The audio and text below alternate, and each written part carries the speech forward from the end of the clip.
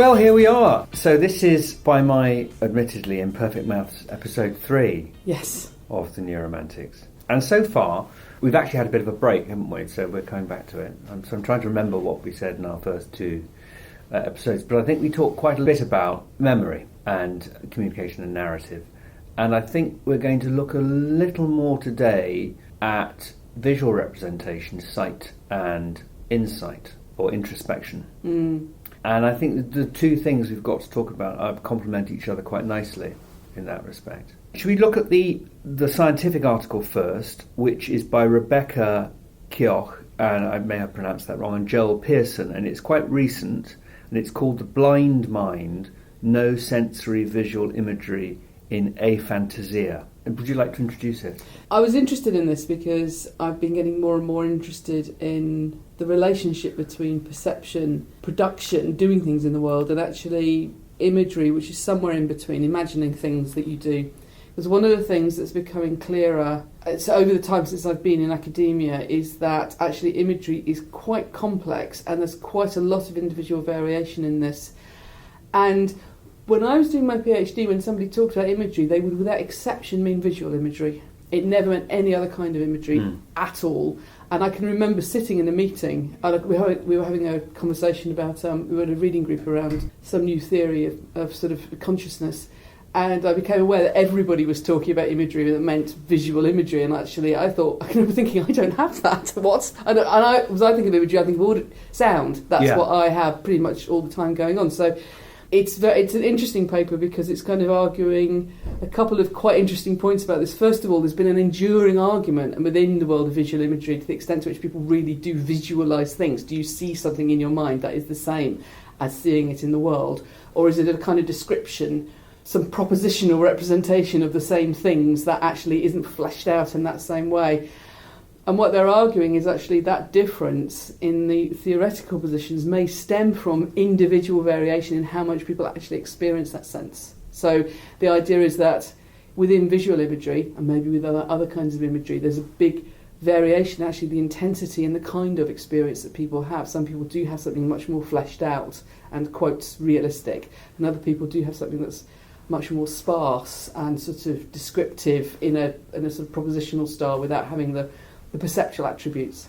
Yeah, that's what the article homes in on, isn't it? Because it actually says, my reading of it is that it comes up with a kind of quite surprising conclusion, which is that it's not really that people who say they can't imagine things fail entirely to represent images of the world to themselves visually. It's that there's actually some cortical problem going on, which means that the image is possibly there in some way, but it's not then secondarily represented to them in whatever process it is that does that. Yeah, I think that's a fair summary. It's like an access, an ability to engage with that information.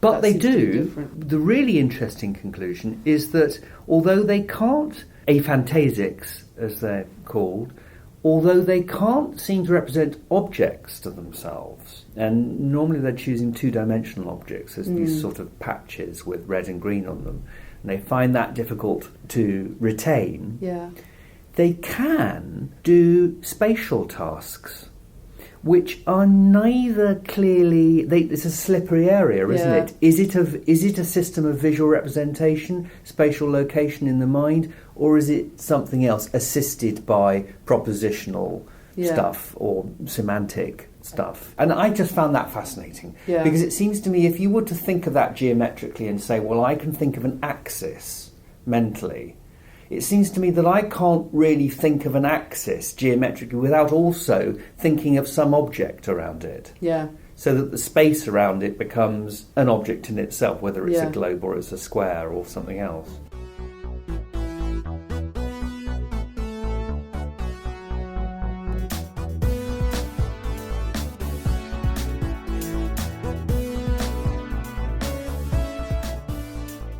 I hadn't thought of it like that. It seemed... I was less surprised, but then one of the things they suggest, and you're right, because it isn't obvious until you think about it a bit more.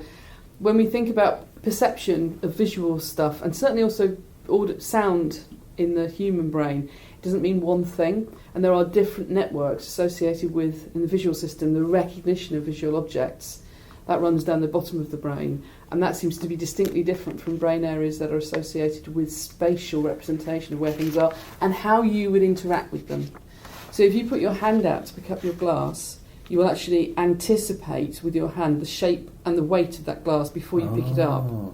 Now, if you had damage to brain systems that meant you couldn't recognise that that was a glass, you would still do that shaping. Very interesting. Yeah. And you seem to say something there just at the start of that explanation which was significant, which there's a developmental issue there. So are we saying that that shaping impulse, the orientational, geometric, spatial thing, develops in the brain coevally with visual, or is it before? Does it take... But it's still, is it earlier? It's still visual. I think the idea would be that when you are looking around the world and you're interacting with the world in a way that uses vision, so if I pick up an object, I'm using visual information to guide my actions, that's relying on a different kind of network than the set networks I would use to recognise what the object is that I'm interacting with, maybe name it. Yeah, that they say here, I think. So the where stream yes. is the in the parietal lobe, and the what stream, the recognition of the glass as the glass, is at the temporal lobe. Exactly. And we're still trying to work out the developmental characteristics of this have to be profound, because these are, the brain doesn't work straight out of the box. Every brain you see is a product of development. There's probably also an older evolutionary history to that, so probably those sort of spatial networks are older than the more recent complicated recognition systems in the temporal lobe, which seem to be, in a very general sense, evolutionarily more recent. That makes sense to me, because of course we know that the baby's eyes don't focus straight away, and therefore one's sense of oneself as an object in space. I mean, a lot of developmental psychologists, this is the big area in child development, isn't it? At what point does the child distinguish between the external world and themselves as a self? But the thing, presumably part of a very, very important mechanism in assisting that is going to be, sound, touch, smell, echolocation quite early on. And doing things, actually moving in the world. You don't develop the entire sort of muscular control over your body all at once when you're a baby. It goes from face and mouth and breathing and swallowing first, and then sort of hands, and then last of all feet. So when you look at babies exploring the world initially, one of the reasons why they have tremendous choking hazards is because they put everything in their mouths. Yeah. And that's actually how they're finding out about stuff. Yeah.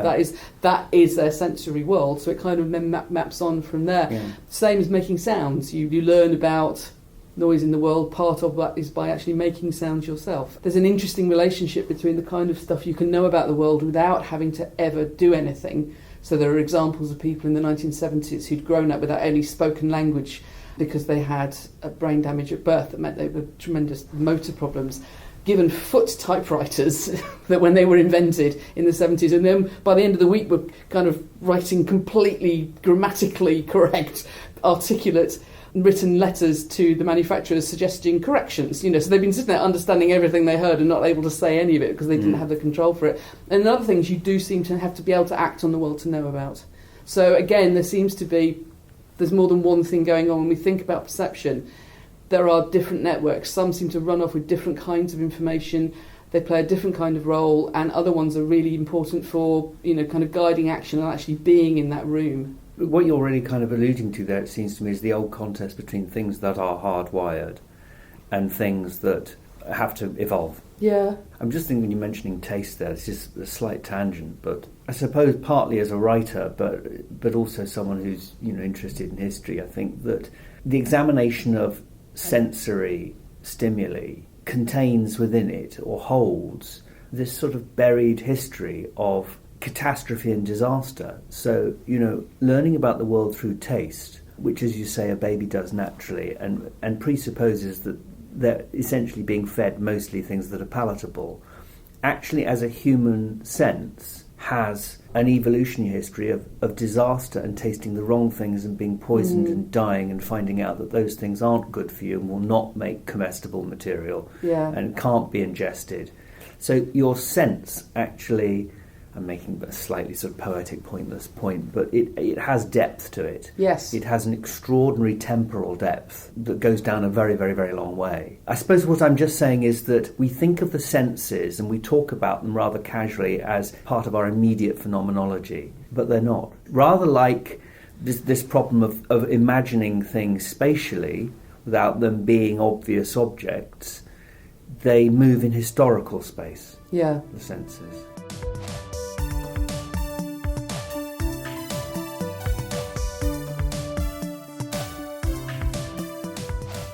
One of the things that I got really obsessed with was what was different about mammal brains when they emerged, because reptiles, birds, are very, very good at visual processing. They live in an intensely colourful world, and then mammals evolve in the dark, can't see colour at all. Well, they see colour very differently from reptiles. And smell is the dominant sense for mammals. They've got great big noses. That's a lot of their brain is devoted to that. And it's not that smell isn't important for reptiles, but it's like the world for mammals.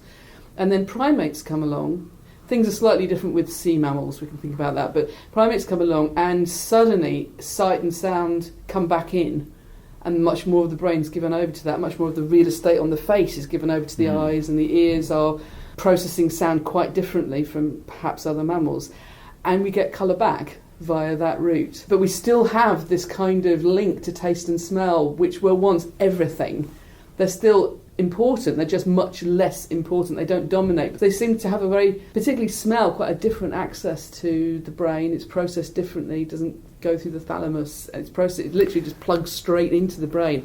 And it seems to drive, for example, links with memory in a really profound way. It's very interesting. So colour, you're saying, is a kind of, it's more synesthetic, really. It's assisted by these other things that are more primal. I think one of the things is, and I've got to get the argument right, colour is something that your brain constructs about the properties of the stuff in your environment, much like pitch and sound. Yeah. It's not one thing that drives it.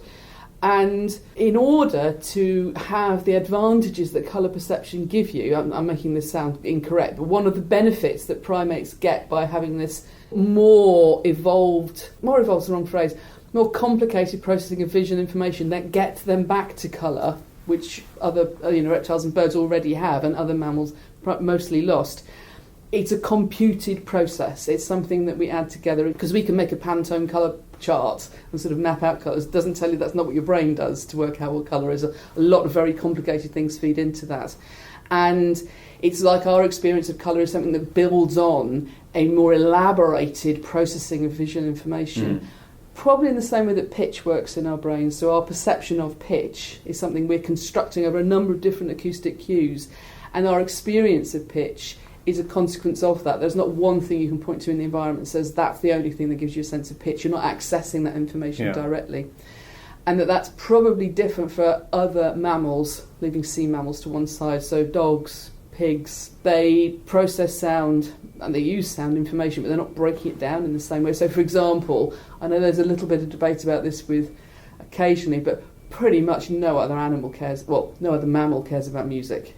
Yeah. Because they're not getting that kind of sense from effectively the same sound isn't having that consequence for them perceptually that it does for us. So a lot of what we think of as quite basic attributes of our perceptual environment actually reflects incredibly complex processing. Very complex. And I mean, I think we mentioned this perhaps once before in another conversation, but that complicated dependency in colour and pitch can't be far removed from the task-related variety of the human animal. In that most animals really are doing one thing, but the more sophisticated the animal and the more complex the range of tasks they do, until you get to the primates, and they're beginning to sort of socialise, and their cooperation, and there are tribal elements. Yeah. And then once you get to humans, there's obviously the great leap forward, as it were, is specialisation, and that presumably accounts for the specialisation of colour sensitive that you find in painters.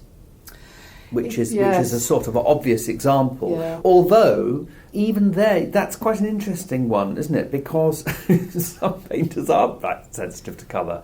They are primarily, what they represent is a geometrical form, and you could make an argument that the great as it were, leap forward from Impressionism, which we think of as a sort of colour-soaked field, to Cubism and Modernism, is a leap into the spatial again, and to the breaking up of form. And the kind of integration of movement somehow, and something trying to be dynamic about it. So it's not the case that just because you develop a particular sensitivity to colour, or you can argue that some people have a specialisation or special sensitivity, that they actually are more sensitive. Yeah, you don't know that's not. It's not going to be one thing that's leading to one kind of output.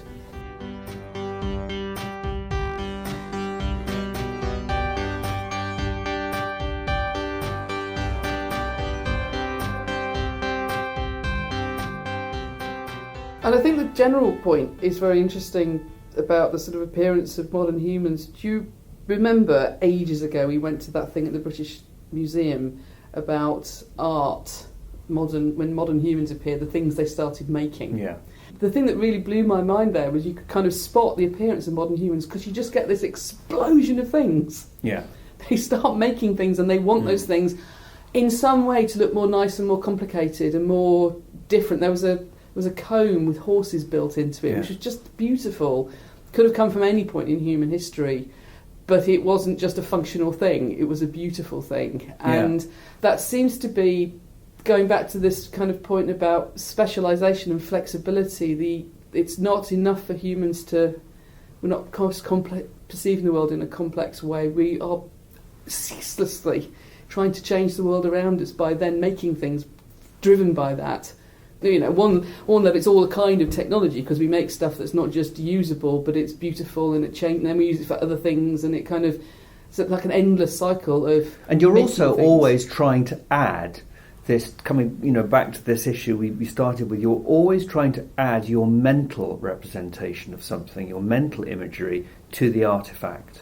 And in that, of course, is the basis for representation of goddesses and, the nature spirits and how we think of the world around us. It's never just an object, it's never just out there. It is that plus the mental. So when you decorate a comb with horses, or when you have a figure, a primitive inverted commas figure of an earth goddess or a fertility symbol, you are saying that there's no such thing as pure function or your drive or sex or that person over there. There is the drive, there is the person, and then there is what they mean. Yeah, there's some interpretation to that, yes. Yeah, and that is the world. I think it's very hard to point at things and say, this is different about humans, you don't find it anywhere else. But one of the things that's interesting about humans is we like to understand things and name things. This is a thing, this is a cup, that's fall within the category of stuff I would categorise in that way, and obviously it depends on your world and what sort of things you categorise. But you can also see it as something else. You can be something else, you can stand for something else. So that classic, is it a duck or a rabbit illusion? One of the interesting things is you can only see one at any one time. But the even more interesting thing is that you can see multiple things and flick between them. And that's, I wonder, if that's that kind of finding meaning and then seeing flexibility in that meaning is one of the things that's really quite striking about humans. I think that's true, and it's also true about very, very abstract quantities, because the great leap forward in computing in the 19th century, of course, with Babbage, is that he discovered that even something like number doesn't have to refer solely to quantity. Yeah. It can be something else. Yeah. Yes, it can be an abstract idea that's got these properties, absolutely. Yeah.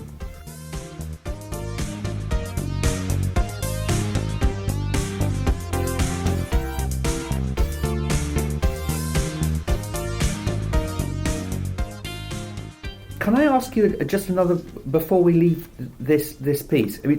It's very well written, apart from anything else. It's rather beautifully written. I thought that, yeah. It's lovely to read a journal article that has the word "interestingly" in it, and it's not just filler. It really is interesting, and you sense that the people writing it are excited by what they've discovered. There's just one bit that I was sort of a bit confused about, and I wondered if you could help me out with it. So they're saying that people who can't represent mental images to themselves, who can't imagine or say they can't, have got no visual imagination, it's not that there's a lack of metacognition. It's not that there's some break between what's happening at the kind of optic nerve cortical level and then their ability to sort of turn that into meaning. It's actually happening at the sensory level. And I'm just finding that a little bit difficult to unpack, because it seems to me that if you say it's happening at the sensory level, it entails a problem with representing the whatever it is that happens when we see things to ourselves. This was one of the things I found interesting about this, and to point to an example of a study we did, we were looking at auditory imagery, and we were deliberately trying to look at individual differences in auditory imagery, like how if I ask you to imagine the tune Happy Birthday played on a piano, how intense on a scale of 1 to 7, where 7 is very strong, like it's playing in the room, and 1 is can't hear that at all, would that experience be for you? And then there's a whole questionnaire that asks lots of that sorts of question. Can you imagine the sound of a cricket bat hitting a cricket ball, that kind of thing? When we just got a load of brains of people we'd given this questionnaire to, and just looked for brain areas that were larger, the more intensely people had auditory imagery. It wasn't in auditory cortex at all. It was in motor parts of the brain. And that seemed to me to make a lot of sense, because you're thinking about the sound by thinking about how you would make that sound, I suspect. And I sometimes wonder if that might not also be possibly at least part of what's happening with the visual stuff. How much is it to do with a photographic representation, or how much of it to do with be actually, here is a thing that I am manipulating and I'm doing, that I'm then seeing the actions of. I'm embodied. Exactly. Yeah. Exactly. So the auditory stuff seems to, you can't have a photo of a sound. Sounds only happen because something's happened in the world. So maybe you can't have auditory imagery without that kind of embodiment. Without acoustic, really. So some sort of, the machine for making the sound has to be part of what you imagine. And maybe that's not the case with visual stuff. Maybe that varies depending on what you're actually imagining. But it did make me think, certainly we didn't find any evidence that it was at all engaging sensory parts of the brain. So there may be a more complex pattern behind this. It may not, because as you say, if it was just if it was something happening sensorially, you would imagine that there would be perceptual problems as well. Yeah, Why exactly. wouldn't there be? Why wouldn't there be? But it's fascinating, and as I say, we commend it to our listeners. It's called The Blind Mind: No Sensory Visual Imagery in Aphantasia. It's a beautiful paper. It's a really nice paper.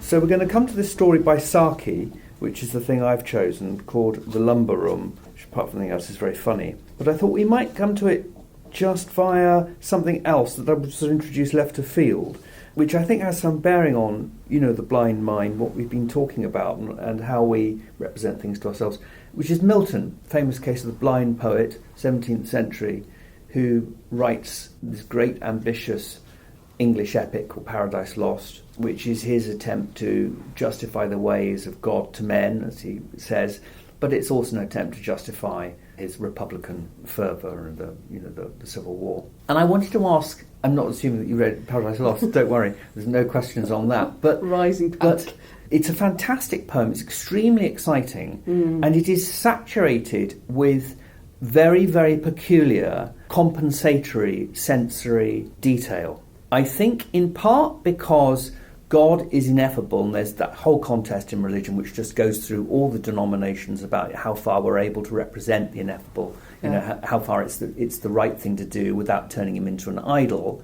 And it's also partly to do with Milton's blindness, which is that he is utterly dependent upon mental representation and the other senses that aren't visual. Yeah. So the book it's saturated with a strange combination of very, very irradiated colour field when the devil flies across the abyss in Book 2. He flies through these sort of pillars of purple flame, and it's not quite solid, it's not air, it's not water. Milton says, he should have a sail or he should have oars in order to get through it. It's not certain what the element is. It's very frightening and it's extremely beautiful. And then he comes across a figure called Chaos, who sits as a primeval god who antedates both God and the devil. and he sits on this massive sort of throne of nebulous purple fire. Fast forward to Eden, when he comes to the world that God has created, and we find that Eden is just full of luscious fruits and growth and smells and wonderful remembered foliage. And the great scene of the fall, as Adam experiences it, is him making this beautiful garland for Eve. And when she bites the apple in another part of the garden, the garland just sort of withers in his hand, and it sort of just drops to the ground. It's terribly touching and moving. But actually a lot of the stuff in Eden is really about them eating. It's about taste, making, when the archangel comes to sort of tick them off, they make him dinner. It's a very beautiful story about the paradise that is the seen world being lost and rediscovered. It's about many other things as well, but that seems to me part of it that is not sufficiently looked at. My question after that long, rather boring evocation of it is, what was Milton using? Is his system of imaginary representation of the garden and food and smells and sights and clouds and the void, what's it produced by? Is it primarily from a remembered visual capacity? And then is that supplemented by his extraordinary kind of verbal gift? Yeah. Or is it also, obviously it is partly that, but is it also something new that's very difficult to put your finger on, which is the experience of no longer having those things? Yeah, and what that starts to mean to you. I can't give you a very good answer. Frequently in neuroscience we ask these questions about sort of how, when things change, or if you grow up with an altered visual or auditory experience, how is your brain different? And we used to think, for example, if you lost a hand, that the brain areas around that, the brain that controls that hand, kind of invaded it and took it over, and you got this kind of recompensation. I can't find the answer to that on Apple Watch. Now you see, that's Siri going. Auditory stimulation. It's right. My colleague here, Tamar Makin, she's found that actually, even in people who've lost limbs, you don't lose that representation. If you think about that hand, try and move that hand that's no longer there, that same bit of brain's activated. It hasn't been overwhelmed in the same way. And what you don't know is, what does that mean? What other kind of, is it exactly the same? And that's the thing. Is it the same, or has it shifted in some way? I suspect that there may be some kind of, because it's not just that you have a thing and then you don't have that thing anymore. That the sense of loss and access to that perceptual information, even if you still have the memories and you can call to mind what these things would be, those are still going to be tinged by or strongly affected by the emotional meaning, is what I'm saying. So you could imagine both elements are there. There could be some compensation. There's almost certainly a lot of retained information, and there's a whole new layer of meaning that comes about through something being different. Yeah. You know that. And also being different oneself, actually now being blind and in some way cut off from the community of the seeing.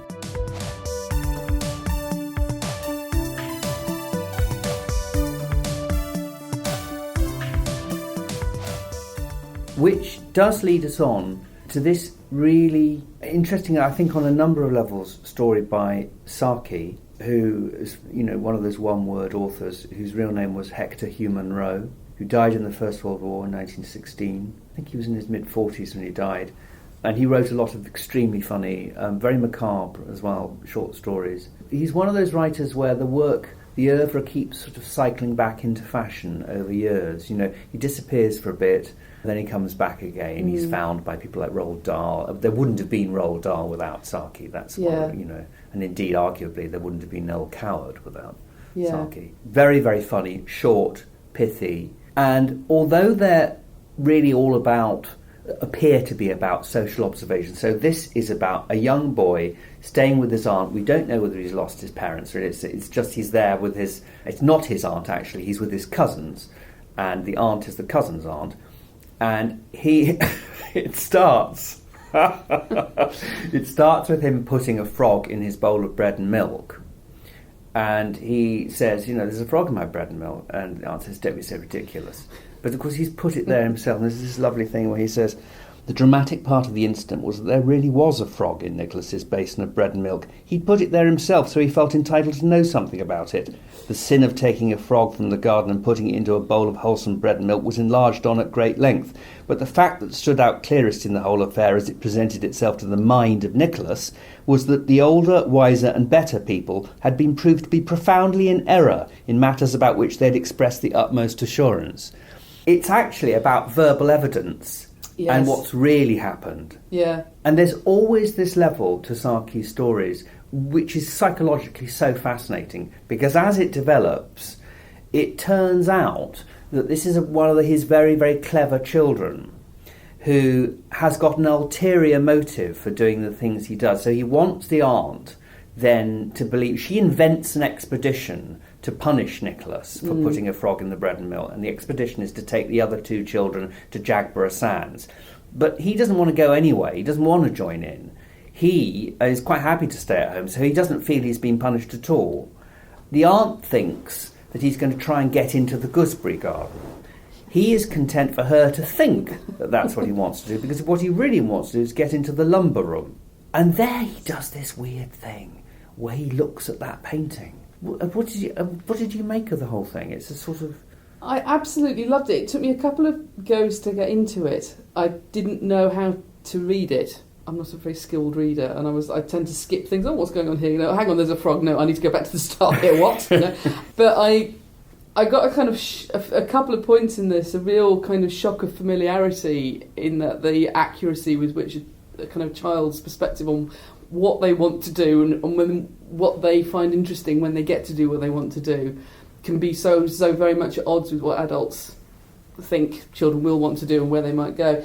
And when he gets completely caught up by the fate of the hunter, the situation and what else is going on, and he just keeps going back to it, it was beautiful, absolutely beautiful, and just sort of seeing like a whole world of a story and quite a sinister story. Oh, they're all sinister. Yeah. They're all quite sinister. Like when the aunt falls into the rain trap, I thought, cruel. hang on, where are they going with this? Is she going to make it to the end? You know, it's terribly funny though. So the aunt is convinced that he's escaped into the gooseberry garden, and she goes in to sort of retrieve him, but of course he's upstairs, and he hears her fall into the rain tank, and then he sort of goes out to her, and still not in the garden himself, on the other side of the wall, and she says, fetch the ladder to, help me out. And he says, I've been told not to go into the gooseberry garden. And she says, I told you couldn't, and now you can. He says, I think you are the evil one. And he says, this is a lovely end of the thing, where there's a great sort of...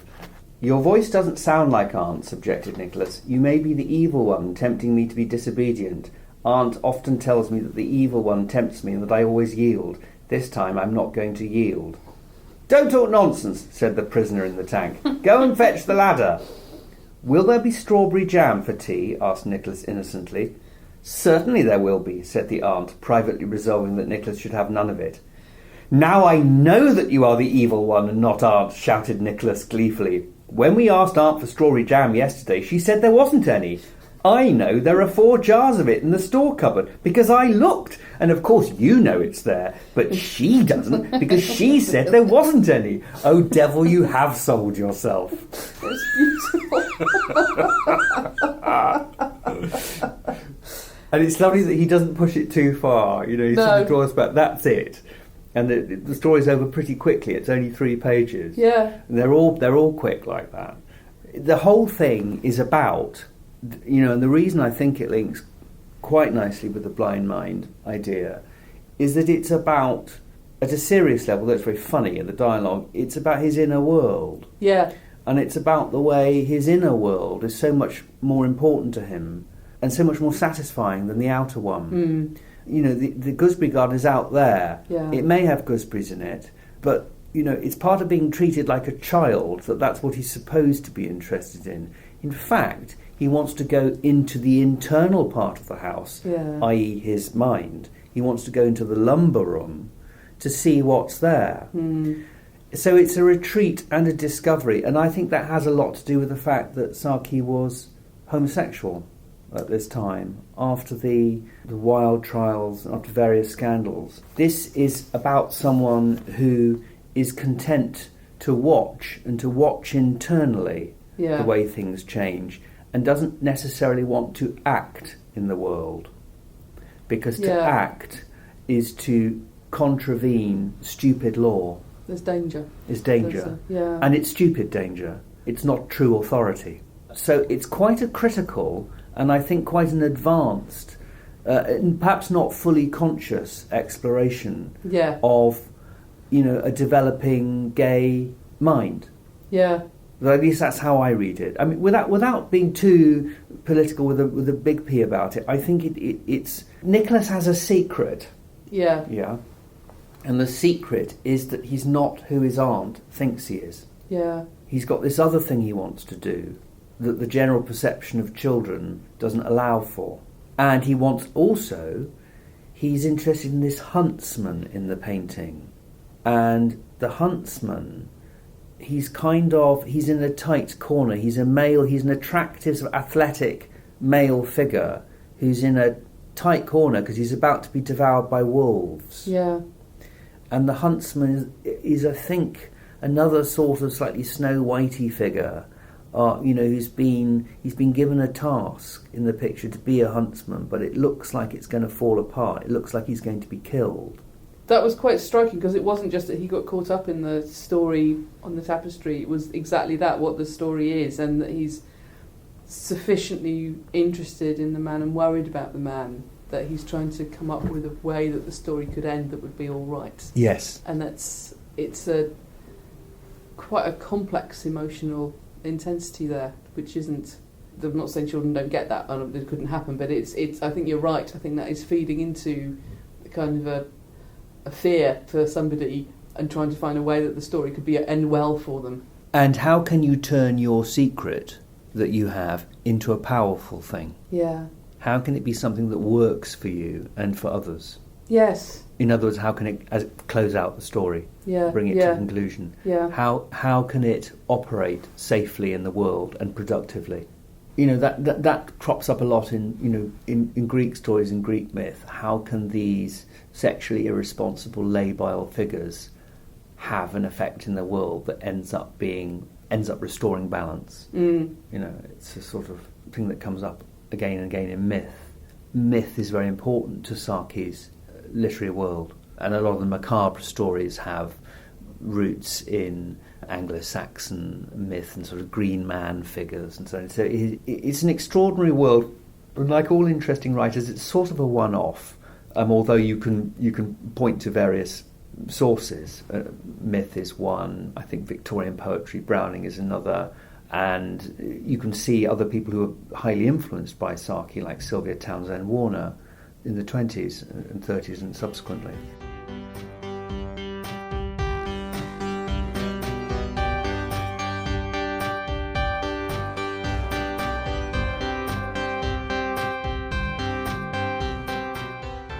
So one other thing that struck me about this is that there was this big sort of contest in the 19th century in the kinds of different kinds of masculinity. Were you an athlete or were you an aesthete? The gay man, the idea of the homosexual comes about really with the Wilde trials in 1894. And homosexuals are sort of by definition they're aesthetes. They don't live in the practical world. They're not athletes. They are these effeminate, effeminized people. What's interesting about Nicholas here is that he's really neither one nor the other. Yeah. He's a person who acts proactively to take himself away from the world, and he's interested in aesthetics, this tapestry, this picture. He loves objects, candlesticks. He's a sort of antiquarian. He's rather like a sort of gay antiquarian. But at the same time, he is a clever manipulator of events. Yeah. He's a proper actor in the story in the way that the aunt isn't. And the people who go to run about on the sands turn out to be useless at it and have a terrible time. Yes. So he's he's retrieving a kind of status, I think, for people who don't appear to do anything. Yeah. But just like pictures and art and sort of lavender-smelling handkerchiefs. And part of that is, yes, it's the internal world, but it's not just fancy, it's something much more active than that. Yeah. It is a way of, it's a way of being embodied. No, it was beautiful. I really enjoyed it. It made me want to go and read more. So there we are, the internal world imagery and many other things besides. I think that's a natural conclusion. Feels like a very good end. Otherwise, we're probably... The only other thing I'm doing at the moment is starting to cry about Brexit, so it's probably time to stop that happening. Maybe next time. Wait for that, folks. On the other side of this podcast will be Brexit itself, probably. So watch and wait. So, Will, I can't let you go without asking you one more thing, which is how has you said that you were recording the audiobook for Murmur. Yes. Can you tell me more about that? So that has happened now, and I think it will be out quite soon. Yes, so I did it over 2 days a couple of weeks ago. I have to say it was the most enjoyable 2 days' work I've had in years. I just really loved it. Partly because, of course, if you've written it yourself, you feel you've got a bit of control over it. Yeah. But also, I just liked the interesting thing of being in a room just with a microphone and a producer, and it's just you and sound. Yeah. And you can sort of fill the room out. I really enjoyed it. So it should be available, I think, a few weeks' time. Can people find it on things like Audible? Or? It will be, yeah. It'll be available on all those things, yeah. So we've been the Neuromantics, and thank you very much, Will. Thank you, Sophie. Bye. Bye.